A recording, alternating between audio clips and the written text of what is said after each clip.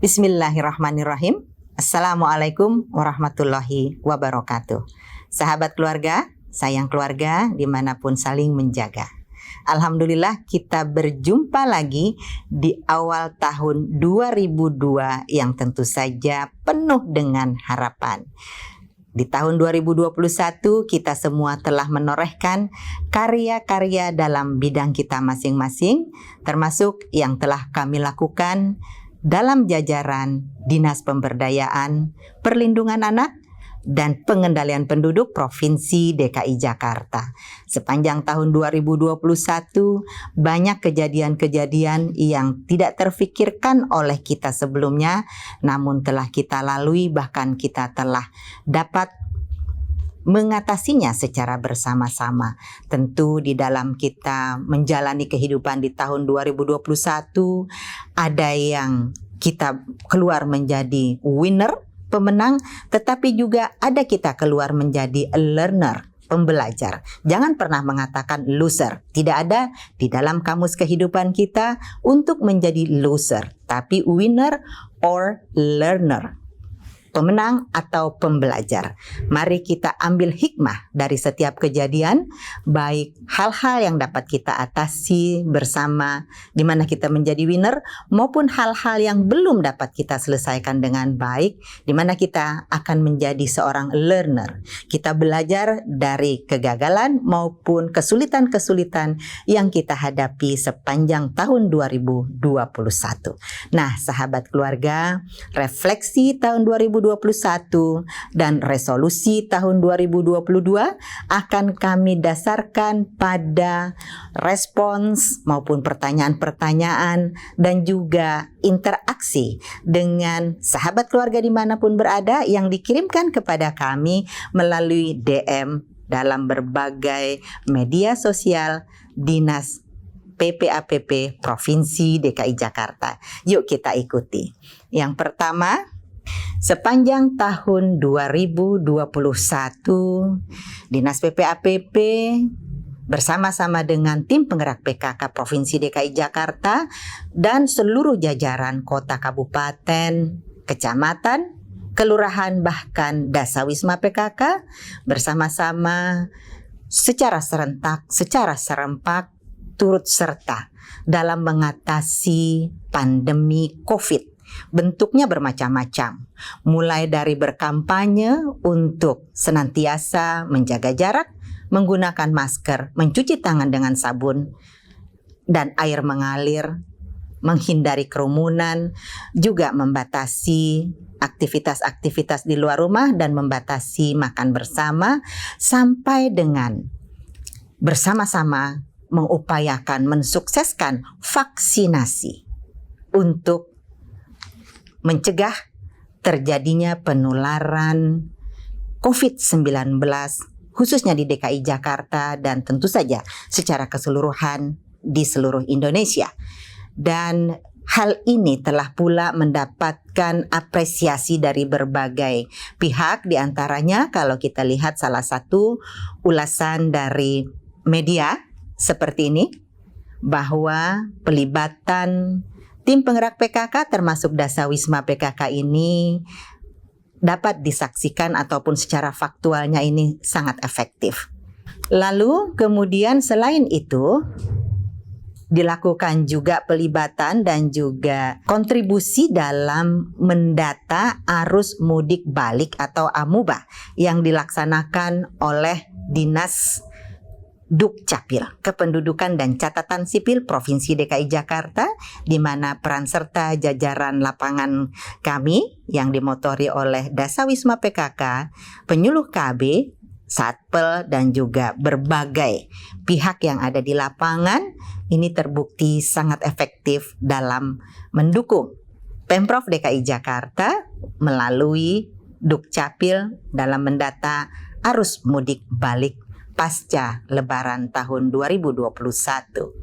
Hal lain yang kita lakukan adalah bersama-sama pula dengan tim penggerak PKK sampai dengan kader Dasawisma PKK mendata keluarga-keluarga di Jakarta yang merupakan amanat dari Pergub nomor 93 tahun 2019. Dan karena situasinya masih pandemi, hal ini kemudian mendorong Dinas PPAPP untuk sekali lagi menghadirkan breakthrough, terobosan-terobosan dalam mendata keluarga, di mana kader-kader Dasawisma PKK tidak harus mendatangi rumah ke rumah secara door to door, namun seluruh keluarga di Jakarta dapat mengisi sendiri aplikasi berbasis mobile yang diberi nama Carik Jakarta Mandiri. Dan untuk itu kami hadirkan link yang secara customized sengaja kita create untuk masing-masing keluarga atau masing-masing kepala keluarga, agar data ini yang terkumpul betul-betul terjamin kerahasiaannya, hanya bisa dibuka oleh kepala rumah tangga yang bersangkutan. Nah, sahabat keluarga khususnya yang bertempat tinggal di Jakarta, jangan ragu untuk yuk terus mengisi Carik Jakarta Mandiri. Data Anda sangat membantu untuk perencanaan dan juga untuk penyusunan program-program strategis Provinsi DKI Jakarta. Sahabat keluarga, kalau ada yang tanya, lalu what next? Apa selanjutnya jika data keluarga ini sudah terkumpul? Maka data-data yang terkumpul ini kemudian tentu saja akan menjadi masukan, akan menjadi dasar untuk disusunnya sebuah evidence-based policy dan juga sebuah evidence-based planning dan kegiatan yang diselenggarakan oleh Pemprov DKI Jakarta lebih tepat sasaran dan juga lebih tepat manfaat. Dan kemanfaatannya dapat digunakan oleh seluruh organisasi perangkat daerah di Provinsi DKI Jakarta, termasuk juga BUMD, perguruan tinggi, dan pihak-pihak lain sesuai perundangan yang berlaku. Sahabat keluarga, saya juga ditanya melalui DM, ini ada masuk. Mereka rupanya juga nonton berbagai tayangan yang ada di media sosial Dinas PPAPP, baik Instagram maupun YouTube, juga ada Twitter, ada juga Facebook. Nah, pertanyaannya, Bu, Puspa itu apa sih? Center of Excellence in Family Happiness itu apa? Kerjasama yang Ibu tanda tangani kemarin ini apa ya? Seperti itu kira-kira pertanyaannya. Nah, sahabat keluarga, yang saya tanda tangani perjanjian kerjasamanya di tanggal 29 September tahun 2011 yang lalu adalah kerjasama dalam menghadirkan sarana dan prasarana Puspa. Puspa kepanjangan dari Pusat Pelayanan Keluarga, atau kalau di dalam bahasa Inggris disebut sebagai Center of Excellence in Family Happiness. Terletak di lantai 8 gedung PPAPP, Jalan Jenderal Ahmad Yani, Kafling 64, Jakarta Pusat. Fungsi Puspa adalah untuk koordinasi informasi dan juga pelayanan keluarga terpadu satu pintu, yang pelayanannya tersebar di seluruh organisasi perangkat daerah, bahkan juga ada yang berasal dari kementerian, lembaga di tingkat pusat yang kami akses melalui layanan Puspa ini atau melalui website Puspa ini agar dapat diakses oleh keluarga-keluarga di Jakarta, bahkan keluarga-keluarga dimanapun berada. Nah, Puspa sendiri merupakan sebuah terobosan di mana layanan-layanan yang kami berikan selama ini langsung door to door, langsung face to face, dan juga langsung melalui tatap layar, melalui Zoom meeting dan sebagainya, dan sekarang kita transformasikan menjadi layanan berbasis digital. Awalnya sebenarnya kita mencita-citakan di tahun 2021 inisiasi ini sudah dapat kita hadirkan, namun ada berbagai kendala karena kami menyelenggarakan layanan kepada keluarga ini menggunakan pendekatan pentahelix, yang mana melibatkan baik pemerintah atau pemerintah daerah, Pemprov DKI sendiri maupun kementerian lembaga. Lalu kemudian di dalamnya kami melibatkan juga perguruan tinggi, dunia usaha, lalu kemudian CSO, dan juga tentu saja media. utamanya media sosial dan juga media-media mainstream. Jadi 5 unsur ini kemudian kita bergandengan tangan satu dengan yang lain menghadirkan Puspa ini secara bersama-sama. Dan sarana prasarana ini sebagaimana tadi ditanyakan disediakan oleh CSR-nya pelaku usaha yaitu PT Hanwha Life Indonesia. Sedangkan nanti pengisi konten substansi layanannya bisa berupa webinar, bisa berupa konsultasi atau konseling secara online dan juga bisa dalam bentuk kegiatan-kegiatan pembelajaran, ada nanti pelatihan dan seterusnya. Ini bisa diisi oleh perguruan tinggi, apalagi sekarang perguruan tinggi sudah juga membentuk pos sahabat perempuan dan anak atau pos SAPA dan juga BUMD serta pihak-pihak lain yang tentu saja nanti ada mekanismenya dan melalui tim kurasi dari segi penyediaan konten pelayanan Puspa itu sendiri. Sahabat keluarga, saya membaca pertanyaan ini juga agak lumayan tergetar ya hati ketika saya ditanya bagaimana fenomena kekerasan terhadap perempuan dan anak sepanjang tahun 2021. Ini merupakan tahun keprihatinan kami dan tentu kita semua, di mana sepanjang tahun 2021 di sana ada satu fenomena yang sangat memprihatinkan, bahwa persentase tindak kekerasan yang datang melapor kepada layanan Pemprov DKI Jakarta yang disediakan oleh Dinas PPAPP melalui UPT P2 TP2A, persentasenya meningkat drastis itu anak korbannya. 62% korbannya itu anak. Tahun-tahun sebelumnya persentase ini sekitar 52-53% anak, sisanya perempuan. Di tahun 2021 ini melonjak drastis, korban anak sebanyak 62%. Anak itu adalah usia 18 tahun ke bawah. Dan lebih miris lagi, anak yang menjadi korban ini mayoritas merupakan korban tindak pidana perdagangan orang. Yang mana di dalamnya juga ada unsur atau ada hal yang terkait dengan eksploitasi seksual komersial anak. Ini hal yang saya kira menjadi keprihatinan kita bersama sepanjang tahun 2021 ini. Nah, sahabat keluarga, kita mari bersama-sama perangi tindak kekerasan terhadap siapapun, terhadap perempuan, terhadap anak, terhadap siapapun. Mulai dari diri saya, Anda, kita semua. Dan mari kembali kepada keluarga. Eratkan lagi, lekatkan lagi, hadirkan lagi nilai-nilai dan fungsi keluarga di dalam keluarga kita masing-masing. Dan kepada sahabat keluarga dimanapun berada, satu pesan saya, speak up, jangan takut, ayo lapor. Anda menjadi korban ataupun Anda menyaksikan ada tindak kekerasan, jangan pernah takut, lapor, speak up. Kami jamin Anda dilindungi. Pemprov DKI Jakarta telah melakukan MOU dengan LK, dengan Lembaga Perlindungan Saksi Korban, LPSK, untuk menjamin keselamatan Anda semua. Maka sekali lagi jangan pernah takut, lapor.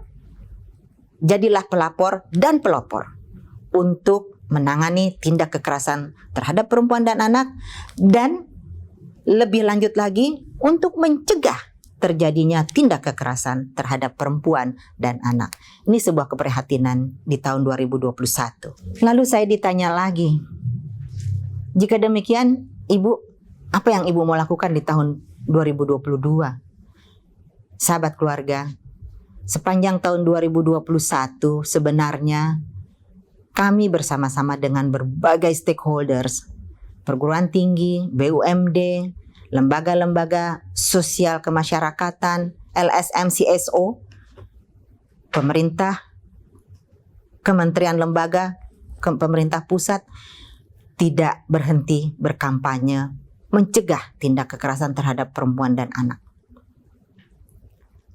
Fenomenanya, walaupun kita sekuat tenaga berusaha mencegah, fenomenanya tindak kekerasan tetap terjadi dan bahkan juga dengan modus-modus yang semakin canggih menggunakan teknologi melalui aplikasi dan juga melalui berbagai hal yang menggunakan Internet of Things digital. Nah, maka sahabat keluarga, yuk kita mari bersama-sama tingkatkan literasi digital kita. Jangan mudah percaya dengan kiriman-kiriman berita, kiriman-kiriman penawaran kerja, penawaran apapun yang kira-kira itu sepertinya menggiurkan. Itu jangan pernah tertarik dengan sesuatu yang seperti menggiurkan kalau kita tidak jelas ini apa. Harus kita melek digital. Literasi digital ini menjadi sangat penting untuk semua anggota keluarga, orang tua, anak, dan siapapun. Itu yang akan coba juga kami tingkatkan di tahun 2002 ini, meneruskan upaya-upaya yang sudah kita lakukan di tahun 2021. Karena modus-modusnya banyak juga yang menggunakan digital. Dan selain literasi digital, tentu kembali lagi, yuk hadirkan kehangatan di tengah-tengah keluarga kita masing-masing. Hadirkan kebersamaan, hadirkan kebahagiaan, hadirkan nilai-nilai kebaikan di tengah-tengah keluarga. Itu sebabnya tadi juga sudah saya jelaskan, kami juga ingin sekali menghadirkan PUSPA, Pusat Pelayanan Keluarga ini dalam rangka memfasilitasi juga kebutuhan-kebutuhan para keluarga di Jakarta untuk layanan-layanan keluarga apabila diperlukan. Jadi di sana nanti kita sediakan seperti kalau kita bayangkan mall keluarga. Maka di dalam mall keluarga ini nanti ada kios-kios, ada kios informasi, ada kios layanan konseling yang kita akan sediakan tentu saja secara cuma-cuma. Ada juga kios-kios pelatihan, kios-kios peningkatan kapasitas, capacity building, mungkin juga ada magang apa dan sebagainya. Kita insya Allah akan siapkan yang saat ini web berbasis aplikasi berbasis web sedang kami finalkan. Mudah-mudahan mohon doa restunya kami semua dimampukan untuk segera memfinalkan ini dan juga menyediakan layanannya. Tentu kerjasama yang sudah terjalin juga dengan perguruan tinggi terus kami tingkatkan, bahkan ke depan ini akan dilakukan juga pemilihan atau seleksi duta anti kekerasan terhadap perempuan dan anak dari kalangan mahasiswa di perguruan-perguruan tinggi di DKI Jakarta. Dan untuk BUMD, dari awalnya hanya 3 BUMD transportasi yang ada pos sahabat perempuan dan anak, sekarang sudah bergabung lagi 6 BUMD lainnya, maka sudah ada 9 BUMD yang juga akan turut serta berkampanye bersama-sama menghadirkan keceriaan kepada perempuan dan anak, menghadirkan keamanan, kenyamanan kepada perempuan dan anak dalam layanan BUMD itu masing-masing. Kalau dalam hal transportasi, tentu ketika bertransportasi, dan dalam layanan lainnya seperti Jaya Ancol, lalu kemudian Bank DKI, Food Station, Jakarta Propertindo, Jakarta Turisindo, dan Pasar Jaya tentu dalam bidang tugas kerja mereka masing-masing. Nah, ini saya bacakan pos sahabat perempuan dan anak sudah ada di PT LRT Jakarta, PT MRT Jakarta, PT Trans Jakarta, PT Bank DKI Jakarta, PT Pembangunan Jaya Ancol Tbk, PT Food Station Cipinang Jaya, PT Jakarta Propertindo, PT Jakarta Turisindo, dan PD Pasar Jaya. Kalau untuk di perguruan tinggi sudah ada pos sahabat perempuan dan anak di Universitas Yarsi, Universitas Budi Luhur, Universitas Kristen Indonesia, Universitas Muhammadiyah Profesor Dr. Hamka, Universitas Katolik Atmajaya, Universitas Sahid, lalu kemudian STIE Ipwija, Poltekkes Karya Husada, Universitas MH Tamrin, Universitas Indra Prasta PGRI, Stikes St. Carolus, dan STIK Budi Kemuliaan. Nah, sahabat keluarga, tidak cukup dengan itu saja. Pemprov DKI Jakarta melalui Dinas PPAPP telah pula menyediakan pos sahabat perempuan dan anak di 324 RPtra yang tersebar di 5 kota dan Kabupaten Kepulauan Seribu. Silahkan untuk berkonsultasi, untuk juga mengakses layanan-layanan yang telah disediakan. Selain itu, setiap tanggal 25 November sampai dengan 10 Desember setiap tahunnya, kita menyelenggarakan kampanye 16 hari anti kekerasan terhadap perempuan dan anak secara serentak. Sudah tahun ketiga kita laksanakan ini, tentu tahun depan hal ini tetap akan kita lanjutkan dan mengundang lebih banyak lagi pihak-pihak yang terlibat dalam melakukan kampanye bersama. Nah, kalau ditanya lalu tahun 2021 apa saja yang sudah tercapai, apa yang belum tercapai ya. Nah, capaian ini, sahabat keluarga, capaian ini ukurannya macam-macam ya. Bisa dari laporan kami tentang kegiatan strategis daerah yang di sana sudah ada indikator-indikatornya. Alhamdulillah sepanjang tahun 2021 semuanya tercapai 100% berkat kerjasama kita semua.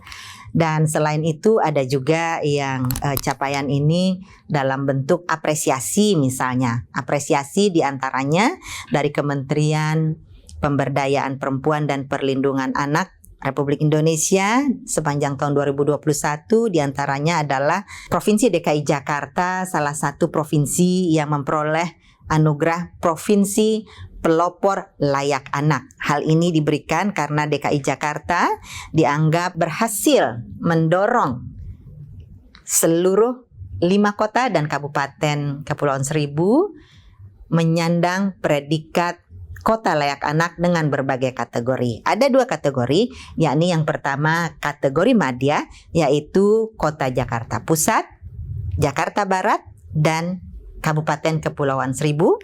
Untuk kategori nindya, Kota Jakarta Utara, Kota Jakarta Selatan, dan Kota Jakarta Timur. Selain itu, Pemprov DKI Jakarta memperoleh anugerah Prahita Eka Praya atau disingkat APE yang diberikan kepada pemerintah Provinsi DKI Jakarta serta pemerintah kota kabupaten dalam penerapan strategi pengarus utamaan gender atau PUG dengan kategori APE kategori utama. Adapun Kabupaten Kepulauan Seribu, Kota Jakarta Utara, dan Kota Jakarta Barat mendapatkan anugerah Prahita Eka Praya kategori Pratama. Selain itu, Kota Jakarta Barat memperoleh anugerah dari KPAI. Sahabat keluarga, ada juga pertanyaan-pertanyaan sepanjang tahun 2021 bagaimana pasangan usia subur mendapatkan pelayanan apabila menginginkan pelayanan keluarga berencana. Nah, di samping kesibukan dan kehiruk-pikukan melayani vaksinasi COVID-19, kawan-kawan dokter, bidan, rumah sakit, puskesmas tetap memberikan pelayanannya tentu dengan protokol yang sangat ketat. Dan alhamdulillah atas ikhtiar upaya kita bersama, maka target-target untuk penyelenggaraan pemberian pelayanan kontrasepsi kepada pasangan usia subur yang membutuhkan dapat terlaksana melebihi target yang ditetapkan sehingga Pemprov DKI Jakarta masuk di dalam kategori zona hijau yang artinya Pemprov DKI Jakarta dapat menjalankan pelayanan keluarga berencana dengan sebaik-baiknya.